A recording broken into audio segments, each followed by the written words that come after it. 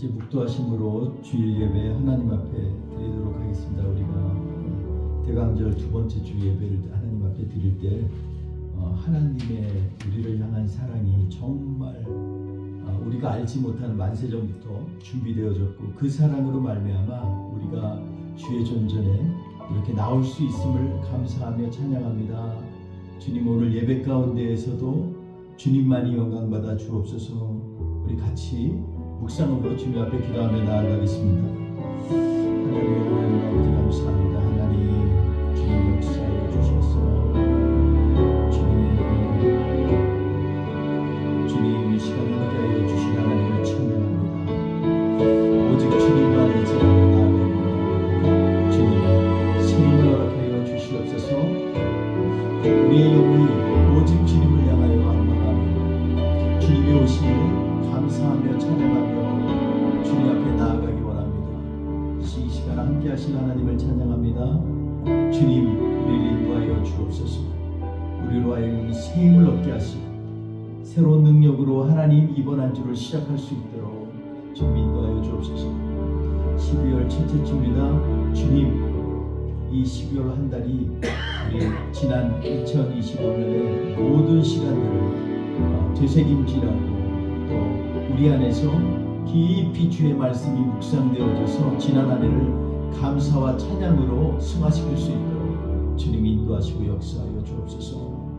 오늘도 하나님 성령이여 이 시간에 우리 한 사람 한 사람에게 임재하여 주셔서 오직 주님만을 높여드리는 우리의 참된 심령으로 준비되어질 수 있도록 주님 인도하시옵소서. 이 시간은 오로지 온전히 우리의 예배를 받으시길 원하시는 예수님의 이름으로 기도합니다. 아멘. 우리 다 같이 일어나셔서 주의 사랑으로 축복합니다. 우리의 빈자리도 곧 채우실 하나님, 이곳에 하나님 찬양으로 나아가기 원합니다. 우리 같이 서로 축복하면서 우리 주님 앞에 찬양을 올려드립니다. 주의 사랑으로 사랑합니다. 주의 사랑으로 사랑합니다. 주의 사랑으로 사랑합니다. 형제 안에서 주의 영광을 보니 주의 사랑으로 사랑합니다. 주의 사랑으로 환영합니다. 주의 사랑으로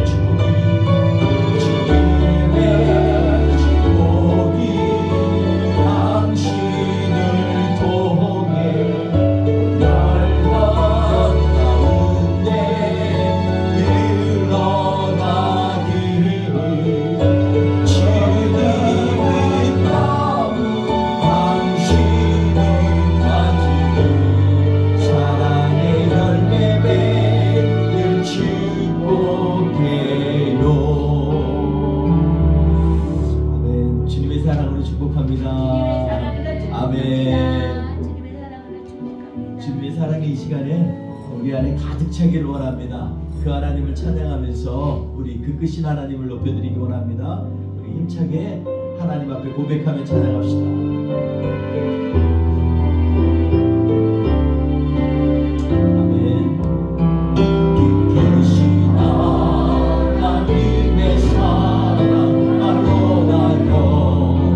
못하네 저 높고도 은별을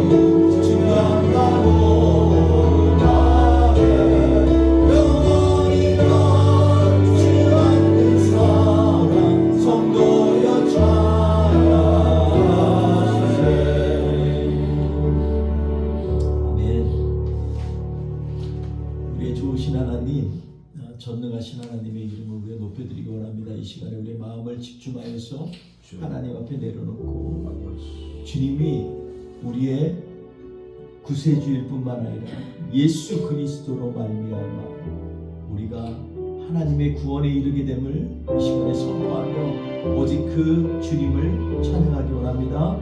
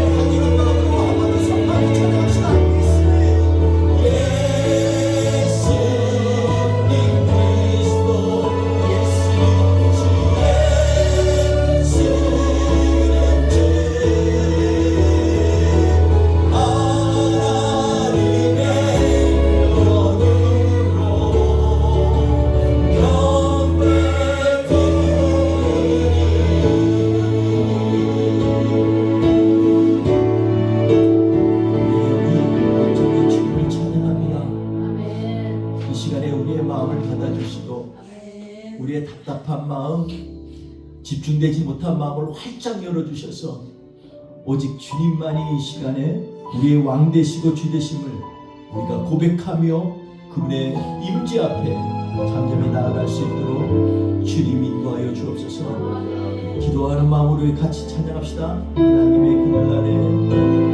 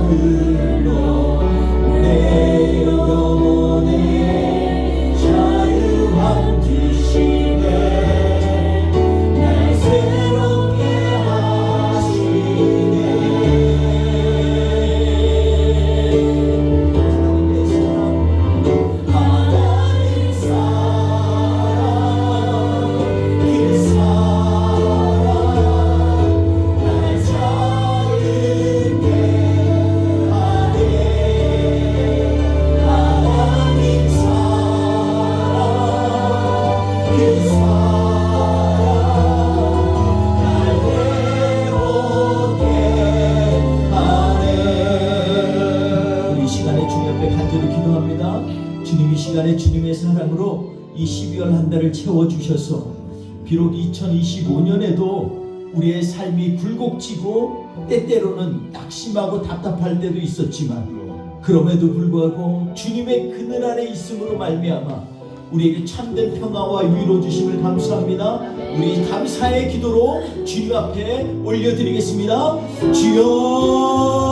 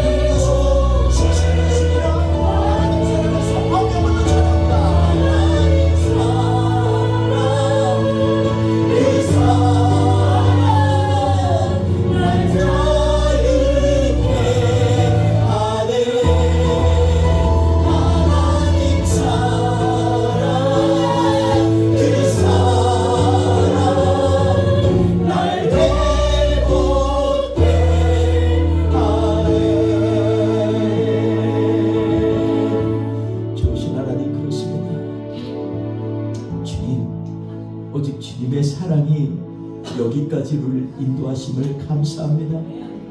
이 시간 하나님, 우리가 주님을 기대하게 하여 주옵소서.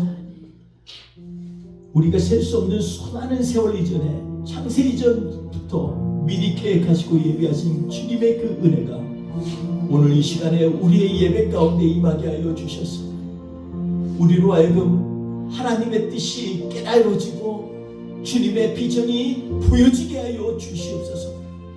주님, 이 시간에 주님을 선포하며 찬양하며 나아갈 때 우리 안에 찬송이 되실 주님을 높여드리기 원합니다. 우리 함께 찬양합시다. 주는 위대합니다. 할렐루야. 우리 주는 위대하며 우리 주는 위대하며 능력이 많으시도다. 그의 지혜에 무궁하며 인자는 영원하도다. 우리 주는 위대하며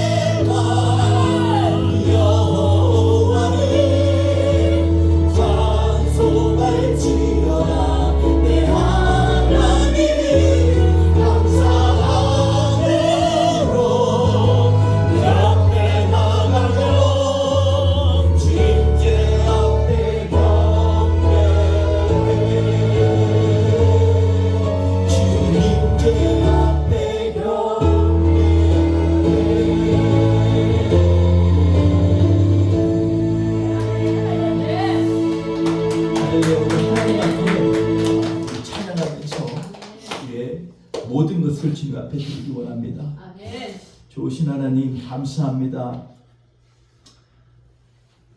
우리의 성전 되신 주님, 우리의 마음이 주님을 예배하기에 부족함이 없도록 준비시켜 주옵소서. 아멘. 이 시간에 우리의 작은 정성, 작은 순서, 작은 마음조차도 하나님 앞에 다 올려드려서 아멘. 우리 뿌리 깊은 공동체의 예배가 주님 앞에 흠양 받으시기에 부족함이 없도록 주님 역사하여 주시옵소서. 아멘. 이 시간 함께 하실 주님을 찬양하며 예수님의 이름으로 기도하옵나이다. 아멘.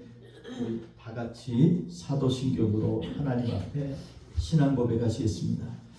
나는 전능하신 아버지 하나님 천지의 창조주를 믿습니다. 나는 그의 유일하신 아들 우리 주 예수 그리스도를 믿습니다. 그는 성령으로 잉태되어 동정녀 마리아에게서 나시고 본디오 빌라도에게 고난을 받아 십자가에 못 박혀 죽으시고 장사된 지 사흘 만에 죽은 자 가운데서 다시 살아나셨으며 하늘에 오르시어 전능하신 아버지 하나님 우편에 앉아 계시다가 거기로부터 살아있는 자와 죽은 자를 심판하러 오십니다. 나는 성령을 믿으며 거룩한 공교회와 성도의 교제와 죄를 용서받는 것과 몸의 부활과 영생을 믿습니다. 아멘. 우리 다 같이 찬송가 12장 하나님 앞에 올려드리겠습니다.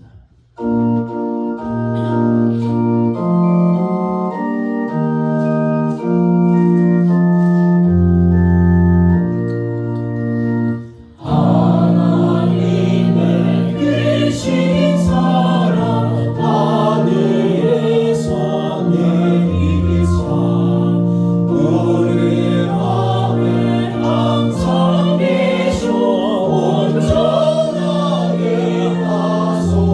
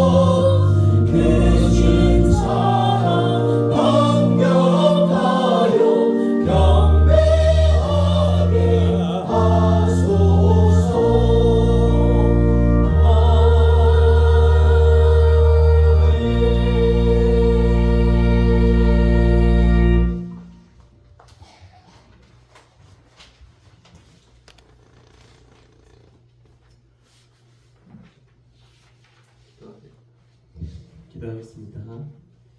오늘도 하나님께서 은혜 주시사 우리를 교회로 인도해 주시고 예배하게 하심을 감사드립니다. 우리가 세상을 우리 힘으로 살아가는 것 같지만 주님의 은혜 없이는 하루도 살아갈 수 없음을 고백합니다. 매 순간 우리의 삶에서 역사하시는 주님을 믿는 믿음으로 살아가게 해주세요. 또 하나님, 우리 교회를 기억해 주세요. 하나님께서 이 애틀란타 땅에 우리 뿌리 깊은 교회를 세우시고 우리 교회를 향한 주님의 선한 뜻이 있음을 믿습니다. 주님께서 그 뜻을 이룰 때까지 저희 모든 성도들이 믿음으로 하나님께 순종할 수 있도록 도와주세요.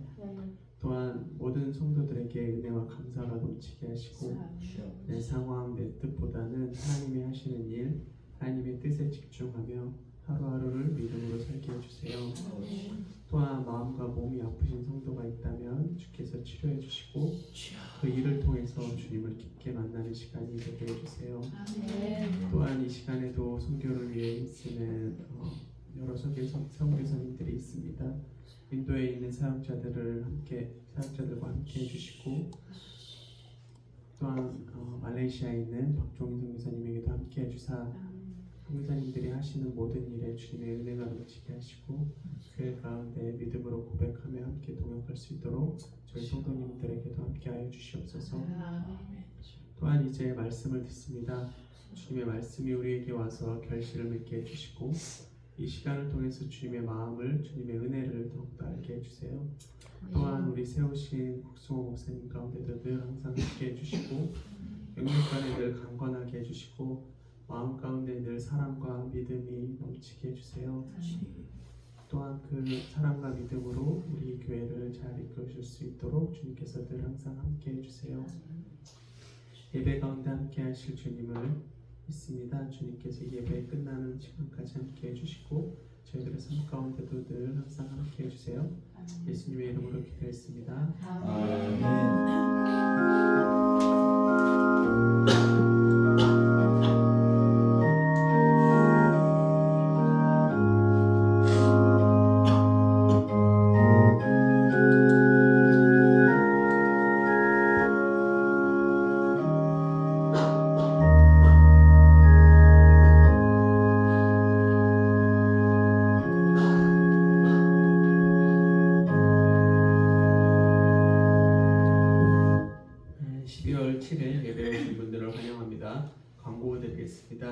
올 한 해를 찬양으로 주께 올려드리며 기도로 한 해를 준비하는 모든 성도님들 되시길 간구해 주세요. 또한 박종인 선교사님 가정과 인도 비하르 사역과 로덴 국제학교 건축이 잘 진행되도록 기도해 주세요. 감사합니다.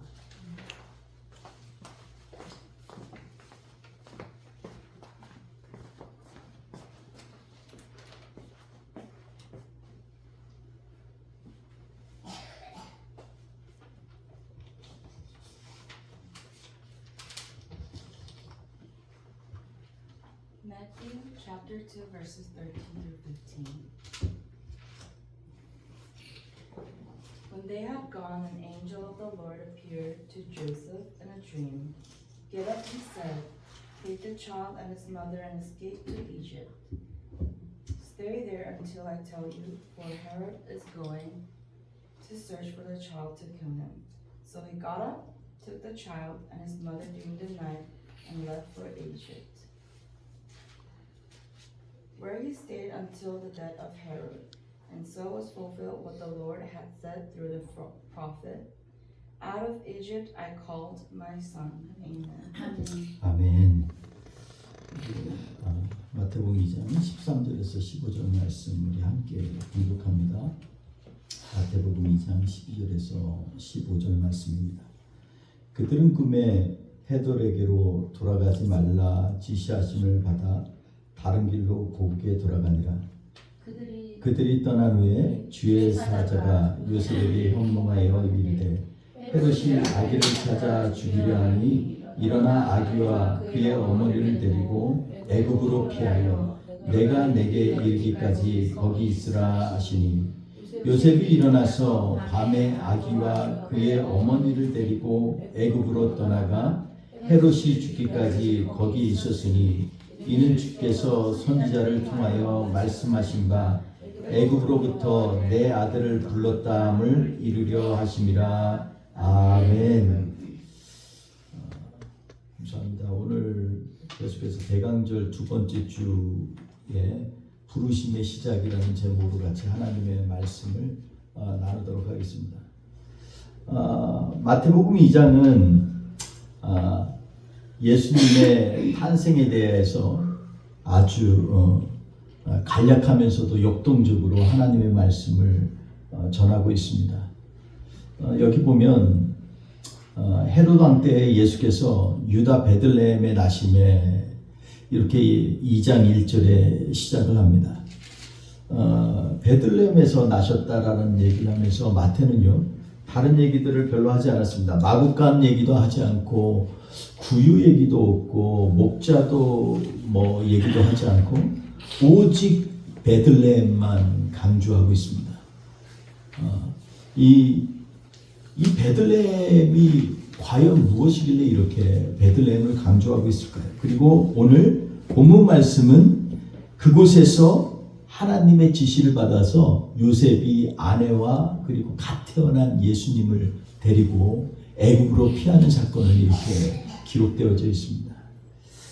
헤롯 왕 때 이 베들레헴은요 정말 많은 사람들이 즉시 그곳에서 유다 왕이 날 것을 알았지만 그럼에도 불구하고 관심의 밖에 있는 곳이었습니다.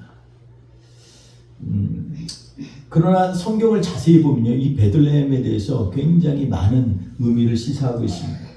우리 창세기 보면 라헬이 베냐민을 낳다가 죽은 곳이 어디냐면 에브라시라는 곳인데 그곳이 우리가 잘 아는 것처럼 이 지난주 읽었던 미가서 5장 2절에 베들람 에브라다야 할 때 에브라다라는 말이 에베라시라는 것입니다. 그러니까 라헬이 베냐민을 낳다 죽은 곳이 이 에브라시기도 하고요. 또 이 베들레헴에 라헬이 장사가 되었어요. 죽어서 장사가 되었고 그리고 야곱의 아들 유다 지파의 이 지경으로서 하나님이 택하신 다윗이 낳고 자란 곳이 어디냐면 바로 베들레헴입니다.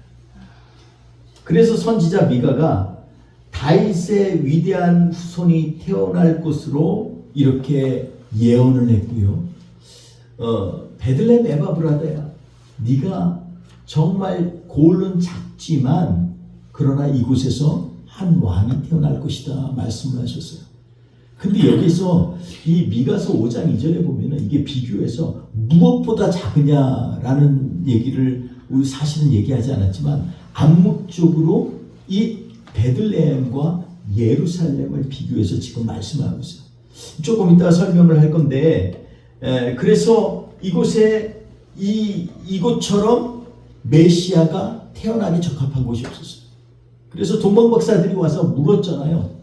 야, 유다의 왕으로 오신 이가 어디에서 계시느냐 얘기할 때 그들이 막 크게 소동하다가 결국은 제사장하고 서기관들에 물었는데 그들이 바로 얘기를 했어요. 아, 베들레헴인이다. 알고 있었다라는 거죠. 이 다윗의 위대한 후손, 즉 메시아가 태어날 곳, 그곳은요 사실은 산지이기도 하고 목초지이기도 하였습니다. 그래서 양들을 기르기에 적합한 곳이었는데요. 이곳은 사실 예루살렘에서 베들레헴까지는 약 10km 정도, 6마일 정도밖에 떨어져 있지 않아요. 그래서 이곳에서 길어진 흠없고 점없는 양들을 갖다가 예루살렘에서 제사를 드릴 때 그곳에서 가져다가 이 제사를 드리는 그러한 일들을 사용했습니다. 그러니까 이곳은 하나님에 바쳐지는 어린 양들을 준비되어지는 곳이기도 했어요.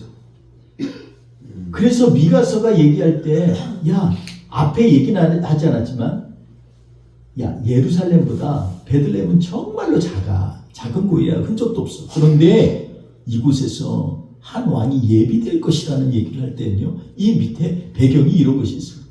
예루살렘에 아무리 사람들이 모여도 제단에 흠없고 온전한 어린 양이 드려질 곳을 준비하는 곳은 바로 베들레헴이었다는 거죠. 그래서 예루살렘에서 제사를 드리는 양들은요, 이곳에서 가지고 와서 그래서 예루살렘에서 하나님 앞에 제사의 제물로 드렸다는 것입니다. 여러분, 이때의 배경을, 오늘 본문의 배경을 보면 헤롯이 사실은 이 굉장히 중요한 역할을 하지요. 그래서 2장 1절부터 12절 이전까지에 있는 말씀을 보면은 대부분의 이 말씀 가운데서 헤롯이 중심이 돼서 얘기합니다. 헤롯은 사실 주전 40년이네요. 이 기록에 보면 주전 40년에 이 로마 원로원에 의해서 유다의 왕이 되었습니다. 그리고 그 후로 3년 후에 37년에 완전한 통치권을 그의 손에 영향력 아래 두었습니다. 그는 주전 4년에 죽었어요. 이 역사적 기록을 보면 아마도 수세기 이후에 예수님에 대해서 역사가들이 이 잘못 기록된 것들이 봐서 아마 우리로 말하면 AC 0년에 예수님이 태어나셨다, 이 얘기를 아마 헷갈렸을 수도 있지만 성경에 있는 말씀들을 종합하고 역사적인 것들을 보면은요, 예수님은 분명히 주전 4년 이전에 태어나신 게 분명합니다. 왜냐하면 헤롯이 그 이전에 바로 이곳에서 수많은 사람들을 죽이고 그리고 예수님을, 그 어린아기신 예수님을 찾아서 혈안이 되었던 곳이기 때문에 그렇습니다. 이 오늘 복음서에 언급된 동방박사들은요, 사실은 몇 명인지 또 얼마인지 알 수는 없습니다. 왜냐하면 이 동방박사의 지난주의 얘기의 배경이 동방박사들의 얘기인데 이들이 과연 얼마나 되는지 어떻게 왔는지 이런 거에 대해서 기록이 없어요. 그런데 오늘 그들의 사건으로 말미암아서 헤롯을 피해서 요셉이 가족들을 이끌고 애굽으로 간 사건의 배경은 바로 그런 것이죠. 그들이 페르시아 제사장이라는 설도 있고요, 또 마술사이면서 또 점성술사로 여기는 마귀라고 하는 그러한 점성술사일 수도 있다, 이런 얘기도 있습니다. 근데 그때의 당시를 한번 생각해 보면 밤중에 이들은요, 점성술사들은 대부분 별들을 보잖아요. 별들을 통해서 세상의 앞으로의 일들을 갖다 예견하기도 하고 또 현재와 연결돼서 세상을 풀이하기도 하는 사람들이 바로 이 점성술사들입니다. 밤중에 하늘을 보니까 특별한 움직임이 있었던 거예요. 그거에 깊은 영감을 받은 이들이 그의 이 뜻을 알아내고자 서쪽 유다를 향해 별을 따라서 떠난 것입니다. 하늘의 징조로 나타났던 별들을 찾는 것에는요, 여전히 불확실합니다. 왜냐하면 그들이 분명히 알았다 그렇다면은 이 헤롯에게 가서 묻지도 않았을 거예요. 유다왕이 어디서 나왔느냐, 유다왕이 태어날 건데 어디냐 거기가, 이렇게 묻지도 않았을 거예요. 그리고 그들이 찾아갈 때 계속해서 밤중마다 그 별이 나타난 것도 아니에요. 왜냐하면 그 위에 나타났고 또 성경에 기록된 거 보면 적어도 2번에서 3번은 그 별이 특이하게 나타났는데 마지막 나타날 때가 베들레헴에서 호련히 그 별이 나타나서 그것을 따라가서 결국은 베들레헴의 이 마구간에, 외양간에 가서 그래서 거기에 있는 구유에 놓인 아이를 보고 경배하는 사건을 우리가 알 수가 있습니다. 확실하지 않지만 그들은요, 부르심을 받고 그리고 자신들도 모르는 사이에 전 세계의 구주이신 예수 그리스도를 맞이하러 경배하러 갔던 것입니다. 이 일이 그 가운데 여러 가지 어려움도 있었고 여러 가지 이 가는 여정 가운데 쉽지 않은 그러한 인생의 길이 있었을 거예요. 얼마나 걸린지도 잘 몰라요. 근데 분명한 것은 한 해 동안에 이 일들이 일어난 것이라는 그런 것들에 대해서 우리가 예측할 수는 있어요. 그들이 메시아를 만나서 값비싼 선물을 드리기를 원했고 진심으로 그에게 경배하기를 원했다는 것을 우리는 알 수가 있습니다. 오늘 본문은 아니지만 2장 2절에 보면요, 마태복음 2장의 2절, 유대인의 왕으로 나신 그이가 어디 있느냐 이렇게 지금 얘기를 합니다. 우리가 동방에서 그 별들을 보고 그에게 경배하러 왔노라. 헤롯과 그 모인 사람들이 다 난리가 났습니다. 여러분, 여기에서 보면 헤롯은요 항상 압주와 무력으로 그의 왕권을 지켰어요. 그의 반면에 우리 주 예수님은요 사람들을 위한 자기의 희생으로 그분의 왕권을 입증하신 분이십니다. 예수는 갈보리에서 그의 약함이 인간의 강함보다 더 강하다는 것을 보여주셨으며 불의의 상징인 십자가 형틀에 달려서 하나님의 말씀을 이루고 하나님의 거룩함을 입증하신 분이십니다. 아멘. 이사야서 60장에 보면 이것에 대해서 이 설명을 하면서 이 암묵적으로 메시아에 대해서 얘기를 합니다. 거기에 뭐라고 얘기를 하고 있냐면 이사야서 60장에 보면 1절 3절에 보면 일어나 빛을 발하라 이렇게 말씀하고 있습니다. 일어나서 빛을 발하라는 것입니다. 내 빛이 이르렀고 여호와의 영광이 내 위에 임하였음이니라. 보라 어둠의 땅이 땅을 덮을 것이며 캄캄함이 만민을 가리려니와 오직 여호와께서 내 위에 임하실 것이며 그의 영광이 내 위에 나타내리니 나라들은 내 빛으로 왕들은 비치는 내 광명으로 나아오리라. 별이 비쳤지만 실제 진짜 하나님이 세상을 비추시고 싶으신 별은 바로 예수 그리스도였다는 것입니다. 헤롯이요 놀라운 건 참 이상하죠. 헤롯은요 33살에 왕이 됐어요. 그런데 우리 예수님은요 33세에 십자가에 달리셔서 영원한 왕이 되셨어요. 고대 세계에서는요 이 점성술에 대해서 굉장한 신뢰와 그리고 막연한 믿음이 있었습니다. 분명히 이것은 분명히 무슨 징조야 이런 막연한 믿음이 있었어요. 역사상 이 특정한 사건이 별들을 왕이나 지도자와 연관시켜서 해석할 때가 많습니다. 예를 들어서 율리우스 가이사르라고 하는 이 로마 황제가요 주전 44년에 죽었는데 그때 역사가들은 새로운 별로 여기는 신성 하나가 그의 장례식 장작더미 위에 비추어졌다. 이걸 갖다 기록하고 있습니다. 사람들은 그러니까 그가 신들의 나라에 들어간 것으로 생각했지만 그러나 그 후로 별은 위대한 인물이나 지도자와 연관해서 별들의 움직임을 해석하는 그러한 일들이 굉장히 유행처럼 번져나갔습니다. 주 1세기경에 세계의 지배권이 유대에서 나올 것이라는 강력한 소문이 그 당시에 있었습니다. 유대 역사가 우리가 잘 아는 요세푸스라든지 로마 역사가 수에토니우스 같은 사람들은요 이것을 갖다가 이 1세기에 그러니까는 예수님이 사시던 그 세계에 반드시 유대에서 강력한 지도자가 일어날 것이라는 이상한 소문이 돌았다는 거예요. 사실은 그래서 이 로마의 장군으로 예루살렘을 정복한 왕이요 이 소문에 대해서 늘 주장했던 그러한 사람으로 알려져 있습니다. 민수기 24장 17절에 보면요 4가지 발람의 신탁 통치가 나와요. 하나님의 영이 임해서 4가지를 예언했어요. 그 중에 마지막 예언이 뭐냐면요 민수기 24장 17절에 있는 말씀인데 발람의 그 유명한 예언은 뭐냐면 내가 그를 보아도 이때의 일이 아니면 이때의 일이 아니라는 건 뭐예요? 지금 당장 일어날 일이 아니라는 거예요. 내가 그를 바라봐도 가까운 일이 아니로다 이렇게 얘기를 하면서 얘기합니다. 한 별이 야곱에게서 나오며 한 규가 이스라엘에게서 일어나리라 이렇게 신탁을 얘기를 합니다. 그럼 그때 일어날 건 아니라는 거예요. 근데 놀라운 건요 이 발람이 어느 나라 사람인 줄 아세요?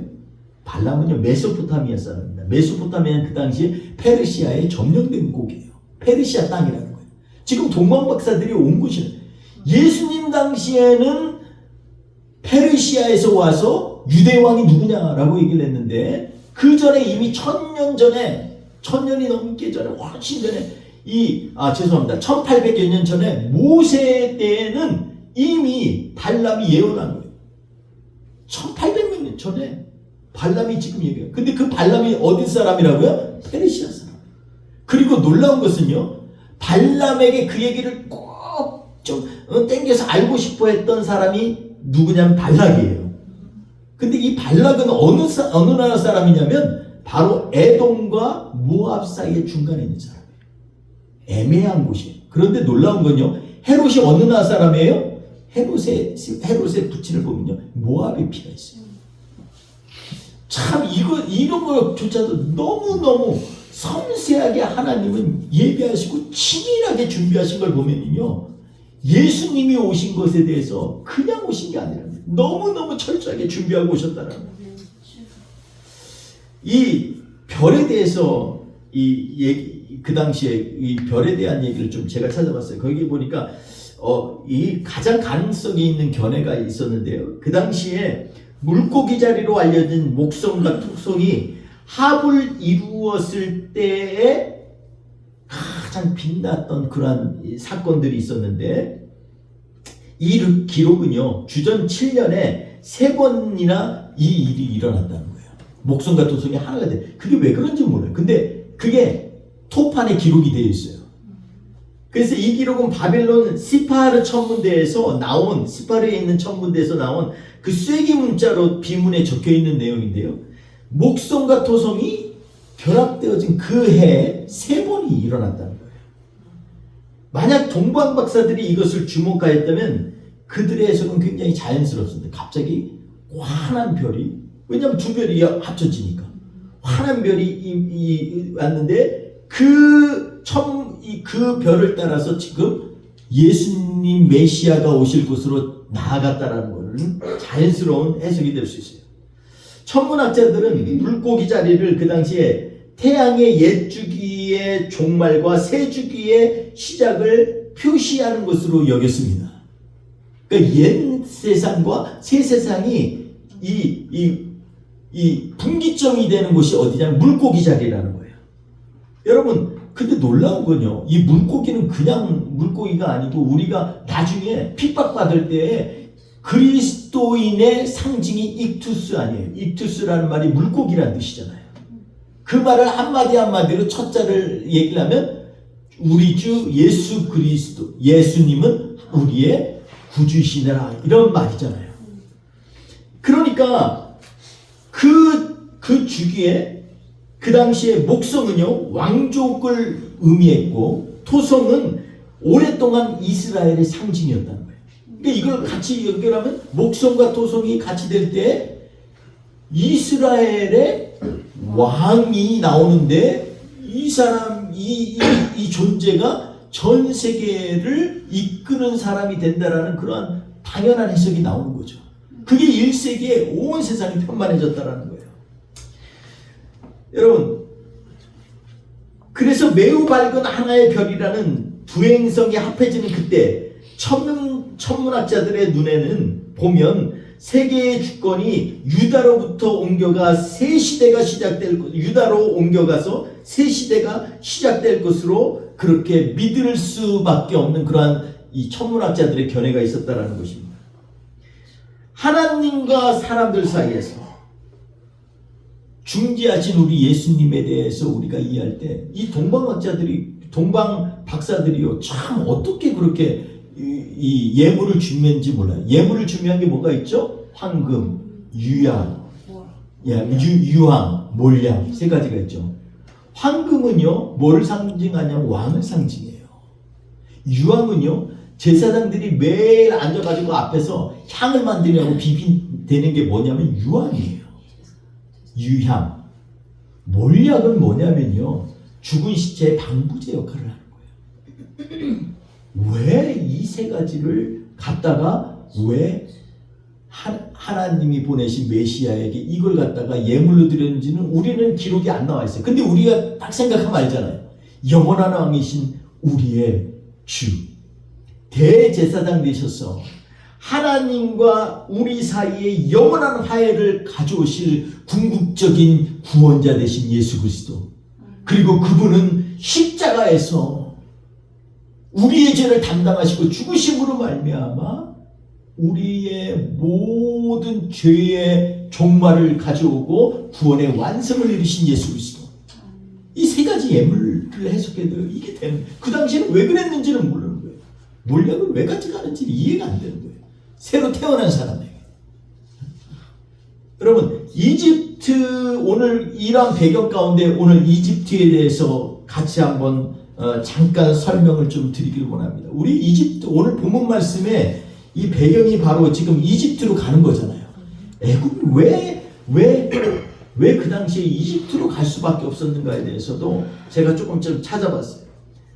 그 당시 예수님 시대 때요, 기록에 나왔는데 그 당시에 이집트의 수도가 어디였냐면 알렉산드리아였어요. 지금이 말하는 카이로가 아니라 한참 그 유럽 쪽으로 이 아프리카 땅인데 유럽과 가까운 곳이 알렉산드리아. 지금도 알렉산더가 있잖아요. 그곳인데 그곳에서 나중에 이 히브리 언어로 된 성경을 갖다가 그리스어로 번역한 셉투아진트라고 하는 70인역이 거기에서 발간이 된 거예요. 근데 이곳에 유대인이 얼마나 있었냐면 유대인 공동체가요 100만 명이 있었다는 기록이 있어요. 깜짝 놀랐어요. 제가 요번에 벌써 오래됐죠. 제가 터키 요번에 지방에서 이렇게 준비를 해주셔가지고 지방에 목사님들이 터키로 선교여행을 갔잖아요. 가서 제가 깜짝 놀란 게 있어요. 통계를 보니까요, 로마 시대 때, 예수님 당시에 로마 시대 때 이 이스라엘 사람들이요 지금처럼 저렇게 조그만한 인구가 아니었다는 거예요. 로마 전체에 퍼져 있는 사람들이요 로마 인구의 거의 10%에 육박했다는 거예요. 어마어마하죠. 지금은 상상도 못해요. 그 제국의 10%가 됐다는 거예요. 저 깜짝 놀랐어요. 맨날 유다하면 조그만 나라잖아요. 근데 그게 아니에요. 그래서 지난주에 우리가 나눈 것처럼 베들레헴 에브라다야, 네가 비록 작은 고을이지만 그곳에서 영원한 유다의 왕이 나온다라고 할 때 유다의 왕이라는 건요 우리가 생각하는 거죠. 동방의 작은 나라, 작은 그 중동에 있는 작은 나라가 아니라 그 당시에는요 이 소문이 앞으로 지도자가 이제 가이사르가 아니라 유다에서 나올 거라는 이 소문이 퍼질 만큼 강력한 그런 그 소문의 근거들이 있었던 걸 생각해 보면 이것은요 그냥 우리가 지금 생각하는 이스라엘 생각하면 안 돼요. 대단한 거예요. 그곳에 메시아가 오셨다는 거예요. 유다의 왕은 세계를 변혁시키고 세계를 이끌 하나님이 예비하신 사람이라는 거예요. 그러니까 사람들의 밑바닥에 깔려 있었다는 거예요. 그래서 이 미가서에 나오는 5장 2절 말씀의 이 예언은요 예수님 당시의 사람들에게는 엄청나게 크게 와닿았어요. 그냥 와닿은 게 아니에요. 헤롯이요 그냥 유다 고지역만 지금 통치하려고 했던 사람이 아니라 엄청난 야욕을 가진 사람이에요. 그러니까 그가 유다인인 걸 자처하기 위해서 40년 동안 성전을 지은 거예요. 성전을 갖다가 그냥 단순히 이스라엘 사람들이 환심을 얻으려서가 아니라 유다의 왕은 세계 왕이라는 밑바닥에 깔려 있었던 야망이 있었던 사람이에요. 여러분 저는 왜 이런 얘기들을 구구장창하냐면 이것들은요 이 애굽으로 갔던 이스라엘 그것은 물론 모세 딸 시대의 출애굽기에 또 하나의 새로운 출애굽의 이 시작이 되는 것을 알리기도 해요. 제2의 출애굽은요 바로 예수 그리스도가 다시금 유다 땅으로 돌아가면서 시작되는 거예요. 이집트 유대인 정착촌을 피난한다는 추측은요 합리적이에요. 요셉이 하나님으로부터 계시를 받아서 하나님께서 그쪽으로 보낸 이유도 충분히 이해가 되는 얘기예요. 모세의 유년 시절과 예수님의 유년 시절 사이에 가졌던 여러 가지 사건들을 비교해 보면요 참 이해가 되는 거예요.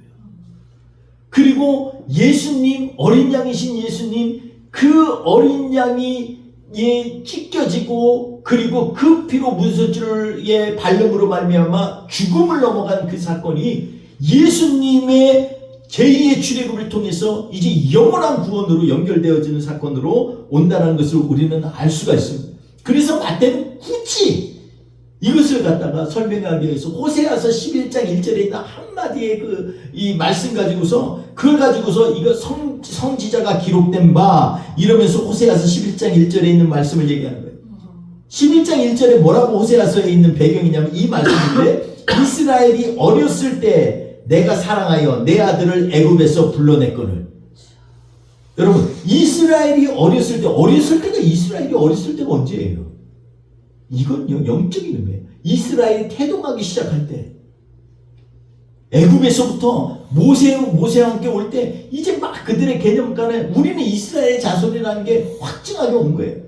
종살이 할 때는 그런 거 신경 안 썼어요. 먹고 사는 거에 바빴어요. 어떻게 하면 안 죽을까? 어떻게 하면 여기에서 버틸까? 새로운 곳에서 좀 안정적일까? 이런 생각만 했던 그들에게 너희는 하나님이 부르셨어. 그냥 온 게 아니야. 너희는 이스라엘이라는 이름은 하나님이 너에게 주신 거야. 너희가 처음부터 갑자기 쫙 하고 태어난 게 아니라 하나님이 부름으로 말미암아 야곱에서부터 이스라엘로 바뀐 거야. 이 얘기를 하시는 거예요. 여기에 주목해 볼 건요. 호세아서 11장 1절에 보면 내 아들을 애굽에서 불러냈거늘 이렇게 얘기합니다. 그냥 자기들이 원해서가 한 게 아니에요. 하나님이 불러내신 거예요. 독수리 날개 위에 세워져서 탁 보듬고 하나님이 이끌어내신 거예요. 도저히 불가능한 일을 하나님이 이루신 거라는 거예요. 근데 2절에 호세아서 11장 2절에 보면 참 기가 막혀요. 선지자들이 그들을 부를수록 그들은 점점 멀리하고 여러 선지자들을 통해서 하나님이 계속 불러내신 거예요. 부르셨다는 거예요. 한 번만이 아니에요. 그러다 아니니까 강력하게 모세를 통해서 이스라엘을 규합하고 상황을 만들어서 어쩔 수 없이 쫓겨나도록 만든 거예요. 예수님의 오심은요, 부르심을 입은 자들에게는 하나님의 능력이요 하나님의 구원이 되시는 것입니다. 여러분, 예수님에 대해서 이 적대적으로 기록되어져 있는 기록이 있어요. 거기에 보면 예수님이 애굽에서 왔다는 얘기에 대한 간접적인 증거가 되는데 어디에 있냐면요, 탈무드에 있어요. 탈무드에 보면 예수님이 마술사였고 이집트에서 그 기술을 배웠다고 주장하고 있어요. 반기독교지만 예수 그리스도의 애굽에서 머물렀다는 것에 간접적인 증거가 됩니다.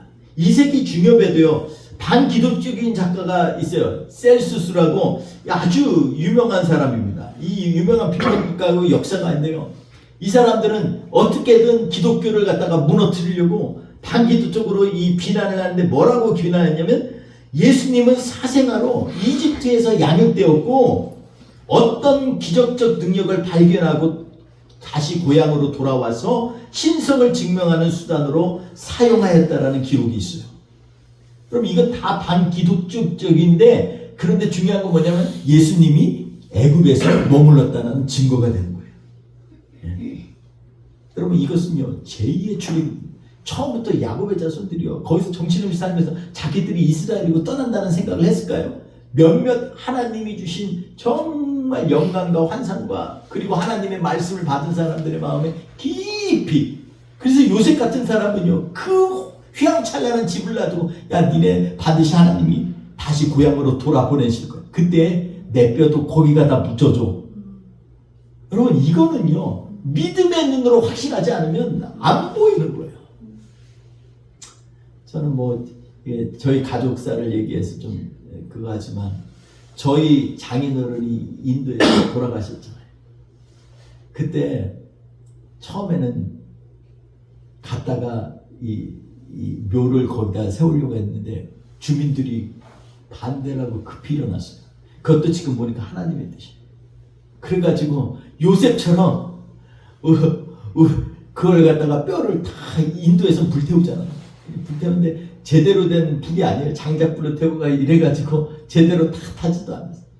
그러니까 어머님 마음 상할까봐 저희 처남하고 저와 둘이 빠고 이래가지고 해가지고서 저기 항아리에다 담았어요. 그게 아직도 항아리에 담겨져 있어요. 근데 지금 생각해보면 아버님의 뜻이 무엇입니까? 나를 하나님이 믿는 믿음의 자리에 좀 나를 안치해줘, 이런 마음이 아니셨을까, 그런 생각이 들어요. 여러분, 이건요 믿음의 눈으로 보지 않으면 안 되는 것입니다. 우리가 앞으로 하나님이 예비하실 나라를 바라보고 믿음으로 확신하지 않으면 안 되는 거예요. 오늘 제가 자꾸 기록과 역사에 대해서 얘기하는 이유들은요, 이것이요 하나님이 미리 오래전부터 예비하셨다는 것을 좀 같이 알기 원해서 그러는 거예요. 그 근거들을. 그래서 예수님의 제2의 출애굽은요, 그 당시에 종에서 자유를 얻기 위해서 제1의 출애굽이 이루어졌다면 제2의 출애굽은 죄에서, 죄의 모양에서 자유를 얻기 위해서, 아멘. 죽음에서 생명을 주시기 위해서, 아멘. 저주를 축복으로 바꾸기 위하여서 아멘. 증오의 마음, 단절된 마음을 넘어서서 사랑의 마음으로 우리를 변화시키기 위해서 주님이 우리를 부르셨다는 것입니다. 아멘. 그러니 이스라엘을 부르심도 예루살렘을 지명하여서 예배의 자리로 부르신 것도, 베들레헴 에바브라들을 이 땅을 구원하시기 위하여 생명의 떡의 자리로 부르신 것도, 하나님의 구원의 서막을 알리기 위하여 영원하신 왕 우리 구주 예수의 빛을 전 세계에 비추기시기 위하여 예배로 우리를 부르신 것도, 아멘. 이것도 다 하나님의 구원의 시작에서부터 시작됐다는 것입니다. 아멘. 여러분, 우리의 구원의 부르심의 시작은 어디에서부터 오는데요? 우리 교회는 왜 이렇게 맨날 좀 커질만 하면 쭈그러들고 좀 커질만 하면 쭈그러들고 할까요? 왜 우리는 예배를 좀 편하게 드리고 싶은데 왜 교회 역사도 짧은데 두 번 다 우리가 본의 아니게 쫓겨나면 듯이 이렇게 나왔을까요? 저는요, 이 말씀 준비하면서 하나님이 저한테 너무너무 은혜를 주셨어요. 왜냐하면 야, 내가 너를 부른 건 단순히 그냥 교회 유지하라고 부른 거 아니야. 내가 우리 뿌리 깊은 교회 교우들을 부른 것은 그냥 니네끼리 즐겁게 먹고 마시고 찬양하라고 부른 거야 아니야. 예수 그리스도의 놀라운 빛을 선전하기 위하여 우리 한 사람 한 사람을 하나님의 사람으로 부르셨다는 것입니다. 아멘. 이 시작을 이해하지 못하면 우리는 여전히 하나님의 예배의 자리에서 이방인들의 왔다 갔다 하는 것처럼 예배의 깊은 곳으로 들어가지 못합니다. 매번 유향을 갖다가 반죽하는 제사장들은 맨날 그것만 집중하지만 하늘의 하나님께서 예비하신 징조들을 바라보면서 메시아를 갈망한 사람들은요, 그걸 가지고 우리 주님 앞에 갖다 드렸어요. 아멘. 하나님은 오늘도 우리를 부르시는데 단순한 부르심이 아니라 하나님의 이 세상을 창조하신 궁극적인 목적을 이루시기 위하여 우리를 사용하고 우리와 통역하시기 위하여 우리를 부르셨다는 것을 아멘. 오늘 마태복음 2장은 말씀하고 있는 것입니다. 아멘. 그래서 예수님이 오신 것들을 자꾸 성경이 응하였다라고 하면서 마태가 주장하고 싶은 것은 바로 그거예요. 마태 시대 때는요, 이미 마태가 이걸 기록할 때는요, 이스라엘 백성들이 이미 좀 기독교인들이 저거 제껴놓자 막 이랬어요. 왜냐하면 가는 데마다 이방의 복음을 전하려고 핍박하고, 바울 사도도 맨날 돌 맞은 데가 어디예요? 회당에서 돌 맞아. 욕먹은 데도 회당에서 욕먹고, 붙잡혀서 그 로마까지 가게 되는, 물론 나중에 그것도 하나님의 섭리지만 그러한 과정 가운데 있었던 모든 밑바닥의 저항 세력들은요, 악한 세력들은 다 회당에서 일어났어요. 근데 마태는요, 하나님의 마음을 깨달았던 것 같아요. 이 얘기를 하면서 뭐 자꾸 얘기를 하잖아요. 야, 베들레헴 작지만 이곳에서 유다의 왕이 태어나시고, 그리고 그 왕을 애굽에서까지 이끌어내셔서 제2의 출애굽을 시키셨어. 그러니 유다 민족을 갖다가 제끼지 마, 이 얘기하는 거예요. 아멘. 여러분, 우리 지금 대한민국의 교회 현실을 보면 너무나 가슴이 아파요. 밖에서 보는 핍박은요, 그거는 가슴 아픈 거 힘들어도 안 돼. 진짜 어려움은 우리 안에서 일어나고 있어요. 언제부턴가 성경 말씀은요, 힘이 없이 그냥 묵상의 대용으로 그냥 자기의 경건 생활의 위로가 돼버려 버리고요. 더 이상 하나님이 우리를 위해서 일하신다라는 능력에 대한 기대는 사그러져 버리고요. 교회 안에서는 정치적인 일들 때문에 서로가 주장해서 머리가 되려고 치열하게 싸우고요. 그리고 하나님의 부르심의 목적은요, 온데간데 없이 사라져버리는 시대에 우리는 살고 있습니다. 우리 교회는 그럼 어떨까요? 오늘 말씀 가운데 다시 한번 생각하면서 호세아도 그런 마음으로 이 하나님의 말씀을 적었을 거예요. 하나님이 너희를 부르셨어. 근데 얼마나 하나님의 사랑으로 너를 부르셨냐면 내 아들 예수를 갖다가 저 애굽 변방에까지 가서 어린아이로, 그래서 막 사생아라고 놀리고, 그리고 저 형편없는 것이라고 놀리고, 이러한 모든 모욕을 받으면서도 하나님의 말씀을 이루고 영적인 제2의 출애굽을 준비하기 위하여 하나님은 예비하시고 그 일들을 이루셨어. 그러니 너희도 하나님의 부르심에 대해서 좀 정신 차려봐. 우리 주님은 오늘도 우리를 향해서 이렇게 아파하는 마음으로 우리를 향하여 말씀하고 계시는 것입니다. 사랑하는 성도 여러분, 마태복음의 마태는요, 계속해서 강조합니다. 성경을 응하게 하려 하십니다. 아멘. 예수님이 이 땅에 오시면요, 그냥 오시는 거죠. 네. 저주와 핍박과 모욕과 채찍과 그리고 온갖 고난으로 죽임을 당할 것까지도 그 말씀을 응하게 하시고 하나님의 완전한 의를 드러내시기 위하여 우리 예수 그리스도를 이 땅에 보내셨다는 것입니다. 아멘. 대강절 두 번째 주를 맞이하는 우리에게 하나님께서 다시 한번 우리를 다짐하게 하신 줄 믿습니다. 하나님, 이 시간에 우리가 선포하며 고백할 것은, 하나님, 우리가 그냥 여기에 있는 것이 아니라 주님의 뜻을 응하게 하려고 주님 앞에 순종하며 말씀 가운데서 살아나가며 버티며 믿음으로 하나님의 나라를 쟁취하는 하나님의 사람 되게 하여 주옵소서. 아멘. 기도하며 나아가는 저와 우리 되시기를 주의 이름으로 축원드립니다. 아멘. 우리 같이 한번 기도하겠습니다. 기도할 때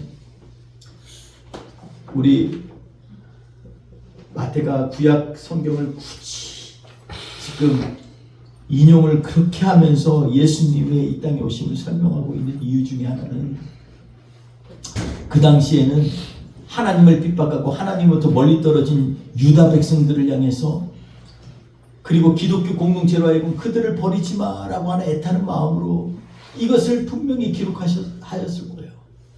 오늘 이 시대에도 이 말씀이 우리에게 하나님께서 우리 교회가 조금 흔들리고 조금 힘들어지는 그러한 상황에 있지만 절대로 교회를 포기하지 마.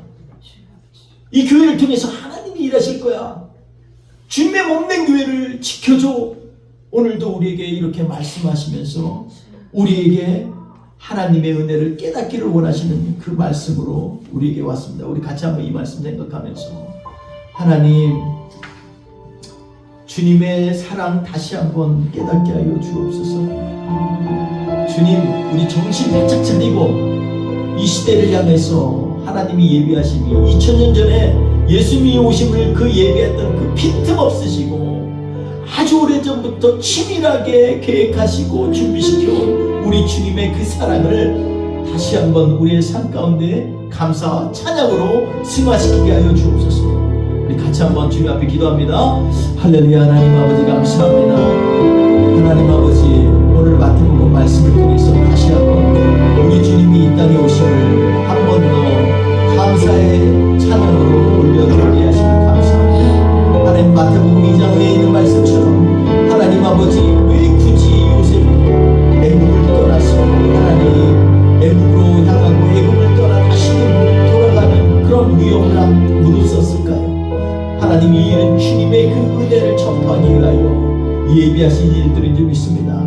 하나님, 우리의 삶 가운데 이번 한 주 동안에도 이 은혜가 가득 차게 하여 주옵소서. 주의 사랑으로 나를 차리게 하신 하나님을 높여드리기 원합니다. 주님만 영광받아 주옵시고 이번 한 주를 주의 은혜 가운데 쓸 수 있도록 주님 인도하여 주옵소서. 오늘도 하나님 아버지, 주님 앞에 마음을 다하고 정성을 다하여 주님 앞에 드리고 헌신한 우리 사랑하는 믿음의 공동체를 주님 축복하여 주시옵시고, 하나님 아버지, 이 시간에 기도할 때 우리의 기도에 하나님 구함이 하나님의 뜻 안에서 주의 뜻을 이루는 하나님의 놀라운 은혜를 연결하는 통로가 되게 하여 주시옵소서. 하나님 우리를 축복하여 주세요. 그래서 이 시대에 예수 그리스도를 선전하기에 부족함이 없는 하나님의 믿음의 사람들, 믿음의 군사들 될 수 있도록 주님 이끌어 주시옵소서. 오늘도 함께 하실 주님 감사합니다. 주님 오늘 우리의 예배를 하나님 아버지 일주일 동안으로 연장시켜 주셔서 다음 주 예배 드릴 때까지 계속해서 우리 안에 역동적으로 역사하는 하나님의 살아있는 말씀으로 주님 인도하여 주옵소서. 온전히 주님을 의지하며 예수님의 이름으로 축복하며 기도하옵나이다. 아멘. 지금은 우리 구주 예수 그리스도의 은혜와 아버지 하나님의 그 극진하신 사랑하심과 성령님의 보호하시고 통행하시고 이끌어주시고 부르시는 그 은혜가 오늘 이 시간에 하나님 앞에서 하나님의 부르심에 늘 귀를 열고 순종하며 나아가기로 결단하는 하나님의 사람들 머리머리 위에, 그리고 2000년 전에 이 땅에 오신 예수님을 생각하면서 그 말씀대로 순종하며 그 예수님의 삶과 가르침을 삶으로 녹여내기를 원하는 하나님의 사람들, 우리 뿌리 깊은 교회 공동체 위에 지금부터 영원토록 함께 하옵시기를 간절히 축원하옵나이다. 아멘.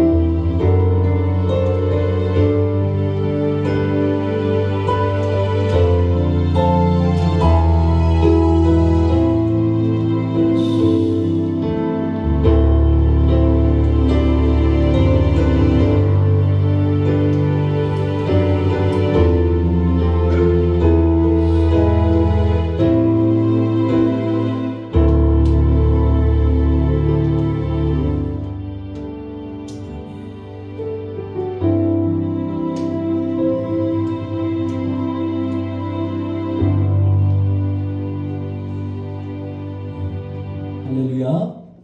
우리 모두 하나님의 부르심에 순종하는 주님의 사람 되기를 서로 축복하겠습니다. 네, 순종합시다. 아멘. 네, 감사합니다.